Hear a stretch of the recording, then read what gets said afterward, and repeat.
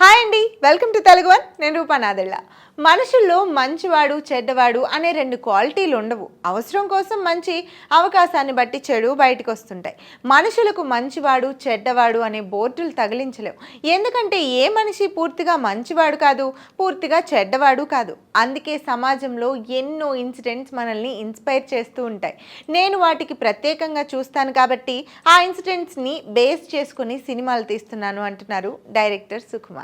అతను లెక్కల మాస్టారు. చదువుకునే రోజుల్లోనే పెద్దయిన తర్వాత మంచి పేరు ప్రఖ్యాతులు సంపాదించుకోవాలని అనుకునేవాడు. మొదట ప్రొఫెసర్ అవ్వాలని, ఆ తర్వాత సైంటిస్ట్ అవ్వాలనుకున్నాడు.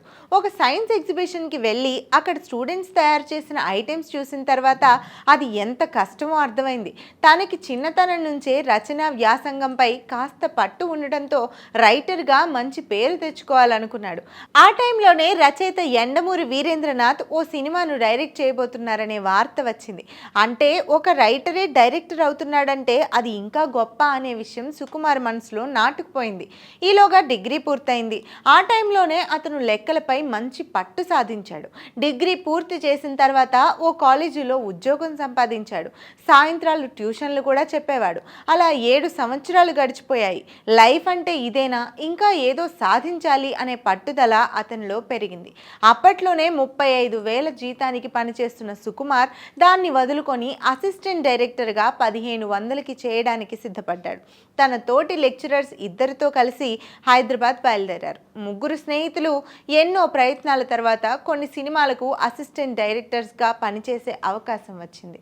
ఆ తర్వాత చిరంజీవి, జయంత్ కాంబినేషన్లో వచ్చిన బావగారు బావున్నారా చిత్రానికి, ఏ రాజా దర్శకత్వంలో వచ్చిన హనుమాన్ జంక్షన్, దిల్ చిత్రాలకు అసిస్టెంట్ డైరెక్టర్గా పనిచేశారు సుకుమార్.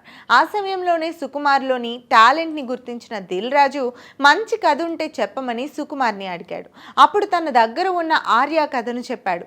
దిల్ రాజుకి ఆ కథ బాగా నచ్చింది. అప్పుడు నితిన్, రవితేజ, ప్రభాస్లకు ఈ కథను చెప్పారు. కానీ ఎవరికి నచ్చలేదు. చివరికి అల్లు అర్జున్కి చెప్పడం, అతనికి కథ బాగా నచ్చడంతో వెంటనే సినిమా స్టార్ట్ చేసేశారు. ఆర్య మే 7, 2004లో విడుదలైన సుకుమార్ డైరెక్ట్ చేసిన మొదటి సినిమా బ్లాక్ బస్టర్ అయింది. ఈ సినిమా తర్వాత చేసిన సినిమాల్లో 100% లవ్, నాన్నకు ప్రేమతో, రంగస్థలం, పుష్ప చిత్రాలు సూపర్ హిట్ అయ్యాయి.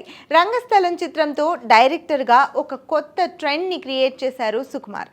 అప్పటి వరకు చేసిన సినిమాలకు భిన్నమైన బ్యాక్ డ్రాప్, విభిన్నమైన కథనాలతో ప్రేక్షకులకు ఒక కొత్త అనుభూతిని కలిగించాడు. ఒకసారి డైరెక్టర్గా సుకుమార్ రేంజ్ పెరిగిపోయింది.